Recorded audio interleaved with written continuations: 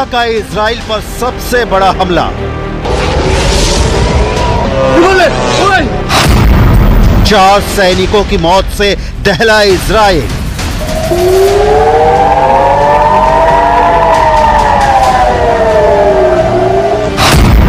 साठ लोगों के घायल होने से हाइफा में मची हलचल।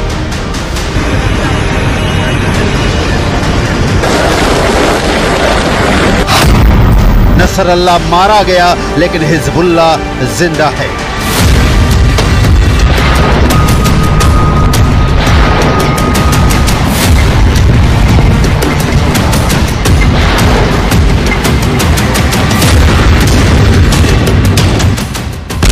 हिजबुल्लाह का कमर तोड़ने वाले अटैक के बाद इजराइल इस मुगालते में था कि अब कम से कम हिजबुल्लाह इजराइल के खिलाफ डायरेक्ट अटैक नहीं करेगा।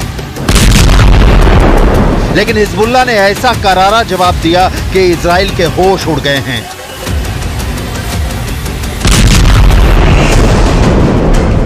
रक्षा मंत्री Yoav Gallant, army chief Herzi Halevi दौरे पर हैं। हिजबुल्लाह ने गोलानी ब्रिगेड के ट्रेनिंग कैंप पर जबरदस्त हमला किया है।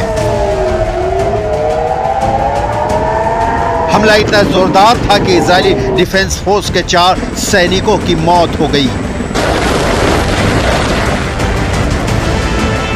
हिजबुल्लाह ने इजराइल पर हमला उस दिन किया जिस दिन अमेरिका ने third missile defence system Israel की सुरक्षा में तैनात करने की घोषणा की।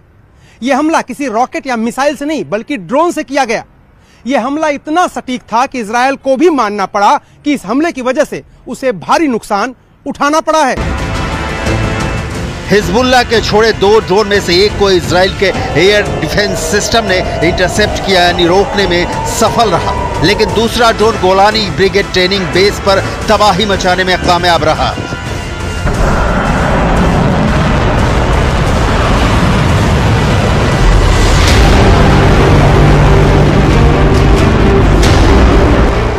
दो दिनों में इजराइल के खिलाफ हिजबुल्लाह का ये दूसरा हमला है। जब हिजबुल्लाह ने सेंट्रल इजराइल के बिन्यामिना के पास एक मिलिट्री बेस पर ड्रोन से बड़ा हमला किया है।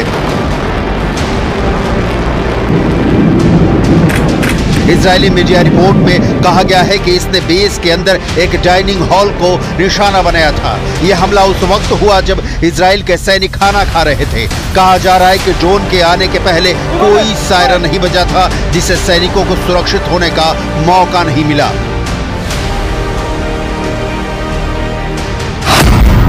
हिजबुल्लाह की इस ड्रोन अटैक में सार्जेंट ओमरी टमारी उम्र 19 साल, सार्जेंट योसेफ हीप उम्र 19 साल, सार्जेंट योआव एगमॉन उम्र 19 साल और 19 साल के ही सार्जेंट एलोन एमेटे की मौत हो गई।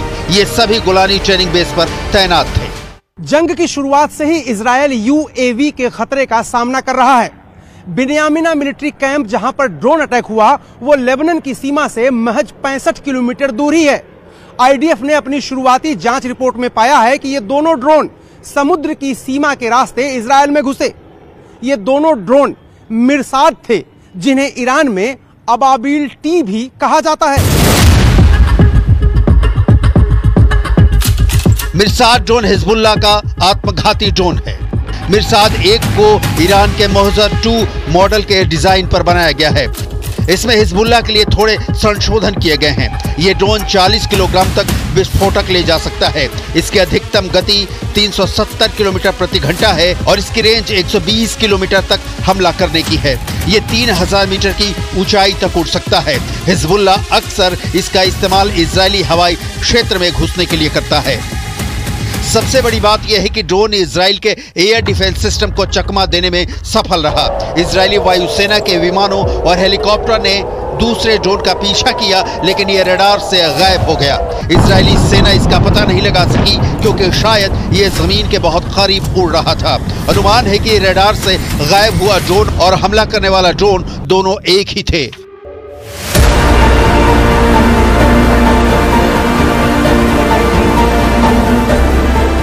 फिलहाल इजरायली सेना इसकी जांच कर रही है। תוצאות קשות, יש נפגעים. בשלב שאנחנו נמצאים פה עכשיו שליטה מבצעית מלאה על האירוע. כל הנפגעים פונו לבתי החולים. אנחנו עכשיו עסוקים בליצור קשר עם משפחותיהם. כל החיילים בבסיס הונחו להתקשר הביתה ולעדכן את משפחותיהם שהם בסדר. कोई सायरन भी नहीं बजा, जिसकी आवाज हमला होने के बाद हाइफा शहर की सड़कों पर सुनाई पड़ रही है। लिहाजा सैनिकों को संभलने का मौका भी नहीं मिला। जिस बिन्यामिन मिलिट्री बेस पर गोलानी ब्रिगेड को हिजबुल्लाह ने टारगेट किया, उसकी डिटेल भी देखिए। गोलानी ब्रिगेड इजरायली पैदल सेना का ही हिस्सा है। इसका गठन 28 फरवरी 1948 को हुआ था, जब ऊपरी गलील में लेबानोनी ब्रिगेड को 2 छोटे ब्रिगेड में विभाजित किया गया था। ये आईडीएफ में सबसे अधिक सुसज्जित ग्राउंड सेना इकाइयों में से एक है। इस ब्रिगेड को ग्राउंड ऑपरेशन को अंजाम देने के लिए जाना जाता है। 1948 के अरब इजरायली युद्ध के बाद गोलानी ब्रिगेड ने 1950 के दशक में कई ऑपरेशनों को अंजाम दिया। इजराइल पर ताजा हमले ने यह क्लियर कर दिया है कि इजराइल के इस दावे में 100% सच्चाई नजर नहीं आ रही है कि उसने हिजबुल्लाह के सारे टॉप कमांडर मार गिराए हैं और हिजबुल्लाह के ठिकानों पर लगातार हमले कर उसे करीब करीब ध्वस्त कर दिया है। इस बीच इजराइल में ईरान किस तरह से एक्टिव है, ग्राउंड जीरो से ताजा रिपोर्ट भी देख लीजिए। ईरान के लिए काम करने के शक में एक पति पत्नी को तेल अवीव में पकड़ा गया। इनको इजराइल के बड़े अधिकारियों को जान से मारने की जिम्मेदारी सौंपी गई थी। इनको कारों में आग लगाने का भी जिम्मा दिया गया था और कुछ हफ्ते पहले ही इनकी टेलीग्राम के जरिए भर्ती की गई थी। हिजबुल्लाह ने इजराइल के पोर्ट सिटी हाइफा को टारगेट कर रखा है। कुछ हफ्तों में सबसे ज्यादा रॉकेट हाइफा पर ही दागे गए हैं। दावा किया जा रहा है कि 10 प्रोजेक्टाइल लेबनान की सीमा से हाइफा की तरफ दागे गए हैं, जिनमें से ज्यादातर रॉकेट को इंटरसेप्ट कर लिया गया है, जबकि बाकी रॉकेट खुले इलाकों में गिरे हैं। इजराइल के हाइफा से आया एक चौंकाने वाला वीडियो देखिए। ये वीडियो हाइफा के होलसेल मार्केट का है, जहां लोग कामकाज में जुटे हैं, लेकिन तभी अचानक एक मिसाइल का टुकड़ा यहां गिरता है और यह शख्स घायल होने से बाल बाल बच जाता है। हिजबुल्लाह के हमले का करारा जवाब। इस बीच इजरायली एयरफोर्स ने दक्षिणी लेबनान में बहुत बड़ा हमला किया है। हिजबुल्लाह के 200 ठिकानों को तबाह कर दिया है। इन ठिकानों में launchers, anti tank launching position, military building और हथियार डिपो को टारगेट किया गया है। ये तस्वीर लेबनान के नबातीह की है, जहां कमर्शियल मार्केट पर भीषण हमला किया गया है। दक्षिणी लेबनान के नबातीह में भयानक तबाही हुई है। शहर में दूर दूर तक कोई नहीं दिखाई दे रहा है। सिर्फ तेज रफ्तार गाड़ियां और इजराइल के हमलों का बारूद सड़कों पर देखा जा सकता है। नबातीह दक्षिण लेबनान का एक बेहद अहम शहर है, लेकिन अब यह शहर किसी शमशान में तब्दील हो चुका है। लेबनान के नबातीह में जबरदस्त बमबारी हुई है। न्यूज़ 18 संवाददाता रिफत इस वक्त उसी इलाके में हैं। कैसा है नबातीह का हाल, आपको दिखाते हैं। नबातीह बहुत ही अहम शहर है साउथ बेरूत में, और ये बॉर्डर के साथ का एरिया है, और अभी भी ऊपर से जो है वो इजरायली ड्रोन घूम रहे हैं। मैं पूरी तरह से दिखाने की कोशिश करूंगा कि क्या कुछ तबाह हुआ है। ये नबातीह का एरिया है और नबातीह एक बड़ा मार्केट है, और इस मार्केट में अब हर तरफ से बर्बादी हुई है। यहाँ आप मुश्किल से ही किसी शख्स को देखेंगे। सारे लोग यहाँ से निकल चुके हैं, सिर्फ कुछ रेस्क्यू ऑपरेशन वाले लोग हैं। बाकी ये आप देख सकते हैं यहाँ पे क्या है हाल। सब कुछ यहाँ पे तहस नहस हो गया है। गाड़ियाँ, ये स्ट्रीट्स और ये सब तबाह हो गया है। ये देखिए, लेबनान का विध्वंस तय दिख रहा है, लेकिन इजराइल पर हिजबुल्लाह ने जिस तरह से हमला किया है, उसने सारे सवाल खड़े कर दिए हैं कि इजराइल इस इंतजार में बैठा है कि वो ईरान के खिलाफ पलटवार करेगा। और आलम यह है कि ईरान के प्रॉक्सी हिजबुल्लाह के हमले से ही इजराइल खुद को सुरक्षित नहीं रख पा रहा।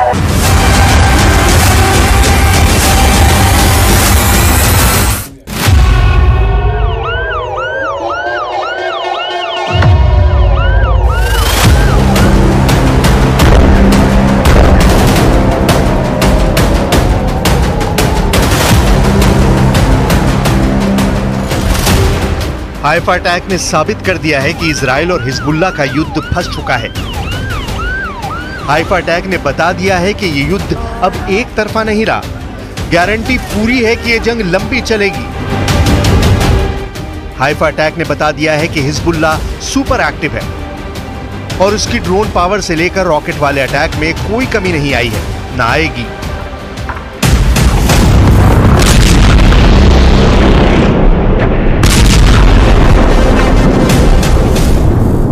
हाइफा में इजरायली अड्डों पर जिस तरह हिजबुल्लाह के ड्रोन फटे, वो नेतन्याहू की आर्मी के लिए बहुत बड़ा झटका कहा जा रहा है। हिजबुल्लाह का C3 इस वक्त इजराइल के लिए सबसे बड़ा खतरा बन गया है। C3 का मतलब 3C।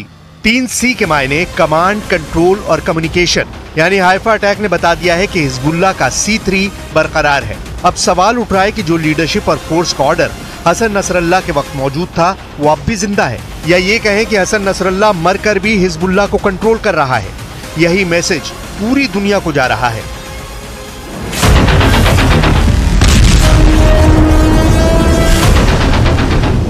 हिजबुल्लाह को बैरूत से अब भी ऑर्डर मिल रहा है, इसमें कोई शक नहीं। ना ही उसकी कोई कम्युनिकेशन लाइन टूटी है। उसके हथियारों ने अब भी इजराइल को अपने टारगेट पर लिया हुआ है।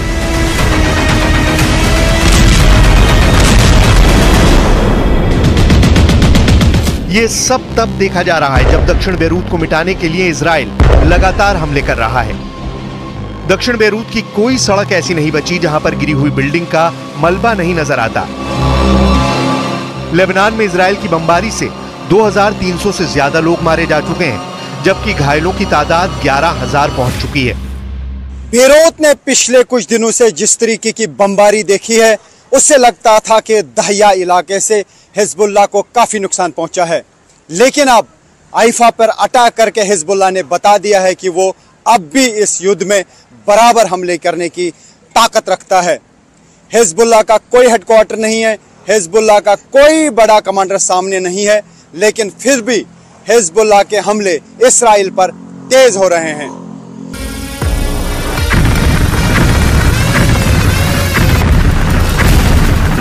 हिजबुल्लाह का मकसद साफ है और हाइफा से आने वाली तस्वीरें उसके मकसद को पूरा भी कर रही हैं। हाइफा की सड़कों पर एम्बुलेंस और मिलिट्री की गाड़ियों को दौड़ता हुआ देखकर पूरा इजराइल ही नहीं, अब दुनिया पूछ रही है कि हसन नसरल्लाह और उनके कमांडरों को मारने के बाद भी हिजबुल्लाह का नेटवर्क कैसे चल रहा है।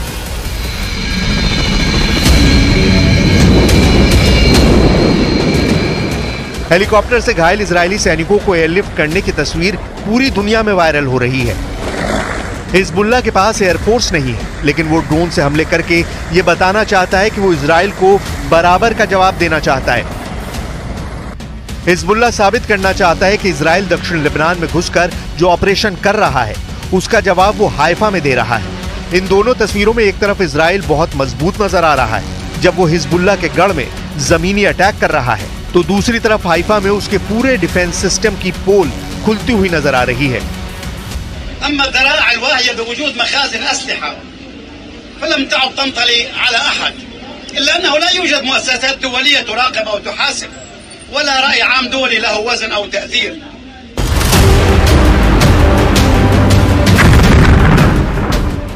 हिजबुल्लाह ने दक्षिणी हाइफा में गोलानी ब्रिगेड के अड्डे पर हमला किया। यहाँ इजरायली सेना का बिन्यामीना अड्डा है और यहाँ पर ड्रोन से पूरे इजराइल में हड़कंप मच गया। हाइफा में इजराइल के बहुत ही खास मिलिट्री अड्डे पर हुआ ये बहुत ही खतरनाक हमला रहा। ये नेतन्याहू की बड़ी नाकामी बताई जा रही है। Hezbollah is dug in. It's much better defended. It's much better forces. They've got much better trained by the Iranians, and they've got tremendous faith. I probably think they will fight on. They'll take a few days to reorganize the command and control, because that has been utterly destroyed by very good Israeli intelligence and incredible.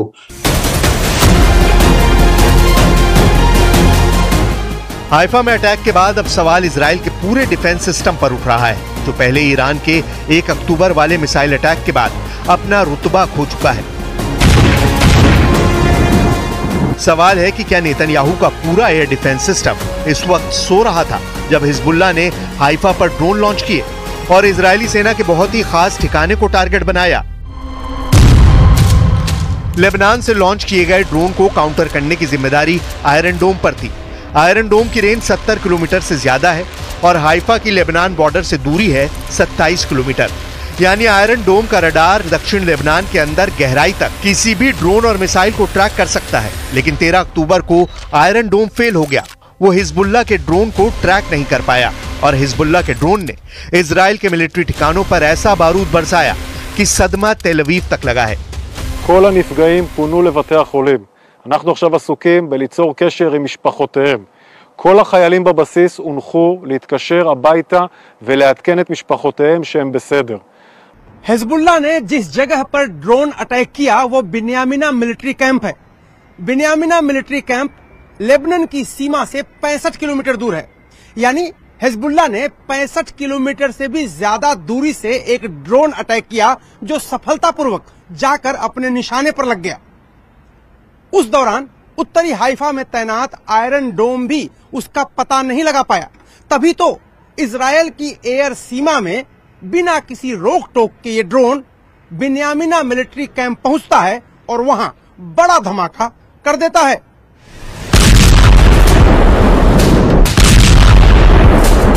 साफ है कि Hezbollah के हमले के सामने Israel का iron डोम air defence system सोता रह गया। ना ही हाइफा में अटैक से पहले सायरन बजा। यह हाइफा की तब की तस्वीरें हैं जब हिजबुल्लाह का अटैक हो गया और फिर सेना ने अलार्म बजाना शुरू किया। अब सवाल है कि इजराइल ने हाइफा पर हिजबुल्लाह के हमले के बाद क्या किया। गजा के देर अल बलहा में क्या हुआ, ये उसकी तस्वीरें हैं। बहुत ही खौफनाक वीडियो है। इजराइल ने अल अक्सा अस्पताल के बाहर हमला किया है। इस हमले में 4 लोगों की मौत हुई है और करीब 50 लोग घायल हुए हैं। धमाके के बाद यहां लगे कैंप में आग लग गई और सब कुछ जलने लगा। नेतन्याहू ने कहा था कि हसन नसरुल्लाह के मारे जाने के बाद हिजबुल्लाह का अंत हो जाएगा, जो नहीं हुआ। नेतन्याहू ने कहा था कि वो बेरूत को गजा बनाने से पीछे नहीं हटेंगे। बेरूत पर हमले जारी हैं, लेकिन हिजबुल्लाह एक्टिव है। नेतन्याहू ने कहा कि दक्षिण लेबनान से वो हिजबुल्लाह को उखाड़ फेंकेंगे। वहां भी ऑपरेशन जारी है और इजराइल के लिए गुड न्यूज सुनने को नहीं मिली है। Those pages haven't ended the war. They probably angered a lot of people in Hezbollah because, and it's not just Hezbollah, a lot of Lebanese don't like them, particularly Sunnis, but a lot of them feel that Hezbollah is representative of, represents Lebanese resistance. So what are they going to do? If Iran lets them, they'll fire some more of the ultra precise weapons in the next few weeks. So probably that's going to happen. Hezbollah और Israel की लड़ाई सिर्फ border पर नहीं हो रही, ये कई फ्रंट पर हो रही है। और नेतन्याहू के लिए बड़ी फिक्र की बात यह है कि अब ये फ्रंट इजराइल के अंदर खुल चुका है। इसमें कोई शक नहीं कि इजराइल अब बेरूत पर बमबारी का नया रिकॉर्ड बना रहा है। इजराइल इस वक्त बहुत ज्यादा दबाव में है। नेतन्याहू ईरान पर पलटवार करने की सोच रहे हैं, लेकिन पुतिन और पेजेकिशियान की मीटिंग के बाद ईरान से जो रिपोर्ट आ रही है वो इजराइल के लिए बुरी खबर कही जा रही है।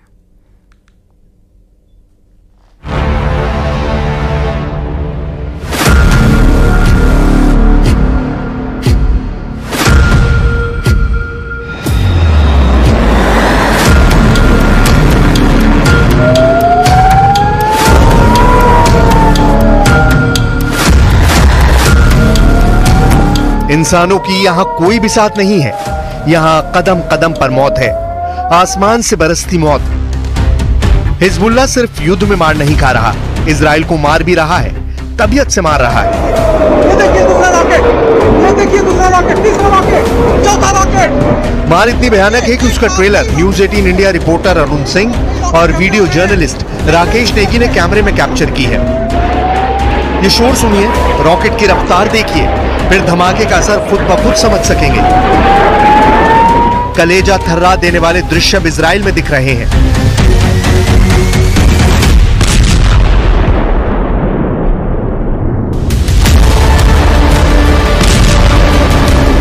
हिजबुल्लाह के हमले को नई धार मिली है। ईरान भी अब खुलकर इजराइल को दहलाने जा रहा है।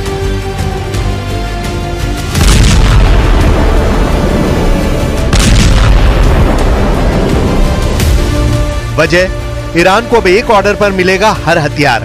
खामनेई की डिमांड पर रातों रात मिलेगी हाइपरसोनिक मिसाइल। कुछ फोर्स जब चाहे उसे मिल जाएगा सुपरसोनिक आसमानी लड़ाका। ईरान को न्यूक्लियर थ्रेट हुआ तो एटम बम का भी हो जाएगा जुगाड़। इजराइल हो या अमेरिका, ईरान को अब किसी से नहीं डर।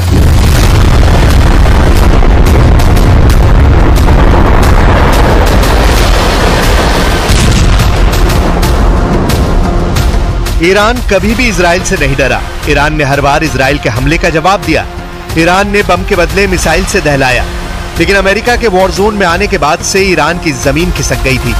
ईरान को सुपर पावर के जंगी बेड़े डरा रहे थे। ईरान को न्यूक्लियर बमों से लोडेड फाइटर जेट से बचने का कोई रास्ता ही नहीं मिल रहा था।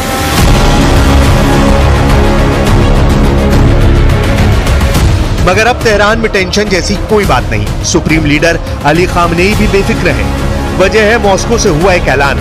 ईरान को रूस से क्या क्या गारंटी मिली है, डिटेल व्हाइट हाउस तक पहुंच गई है, जिसके चलते करीब एक हफ्ते से नेतन्याहू से बातचीत नहीं कर रहे प्रेसिडेंट जो बाइडेन ने फटाफट मीटिंग फाइनल कर ली है। यानी 2 हॉटलाइन एक्टिव है 24/7।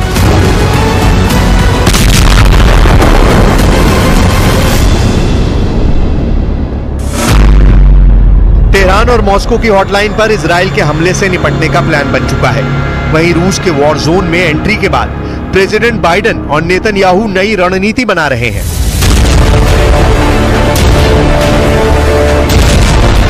लीडर्स की वॉर प्लानिंग से अलग युद्ध के मैदान में खून खराबे की लिमिट क्रॉस होती जा रही है। हिजबुल्लाह के रॉकेट धमाके हाइफा में हाहाकार मचा रहे हैं।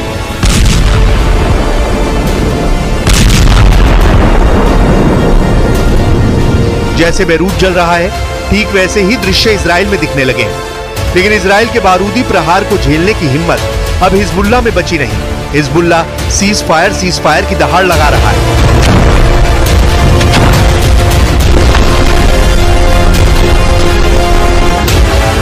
मगर इजराइल का मकसद साफ है। हिजबुल्लाह, हमास, हूती के साथ इन सब के अघोषित आका ईरान की तबाही। אנחנו משנים את המציאות מקצה אל קצה. וכל העולם משתאה מהמכות שאתם מנחיתים על אויבינו, ואני מצדיע לכם ואומר לכם, אתם דור הניצחון. יחד נילחם ויחד ננצח, בעזרת השם. जबकि युद्ध में इजराइल को भी भारी कीमत चुकानी पड़ रही है। हिजबुल्लाह लड़ाके इजराइल को घर में घुसकर दहलाने लगे हैं। यह हाइफा सिटी का हाल है। हिजबुल्लाह आर्मी ने हाइफा में रॉकेट धमाके की झड़ी लगा रखी है।